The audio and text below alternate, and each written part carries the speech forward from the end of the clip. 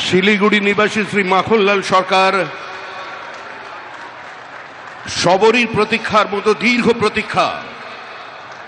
Bharat Keshari doctor Shyamaprasad Mukherjee, যিনি ভারতের সংবিধান এবং ভারতবর্ষের অখণ্ডতার জন্য এই বাংলায় জন্মগ্রহণ করে নিজের প্রাণ দিয়েছিলেন, যাকে কাশ্মীরের জেলে রহস্যজনকভাবে কার্যত খুন করা হয়েছিল, এবং তার সেই যাত্রার যিনি সহযোগী ছিলেন, সেই মাখনলাল সরকার ৯৭ বছর বয়স হয়েছে তার, তিনিও আজকের দিনে আমাদের এখানে এসে উপস্থিত হয়েছেন। শ্রী মাখনলাল সরকার তারপরে দিল্লিতে একটি দেশাত্মবোধক গান গাওয়ার জন্য দিল্লি পুলিশ তাকে গ্রেপ্তার করে। কংগ্রেসের সরকার নিয়ে যাওয়া হয় বিচারালয়ে।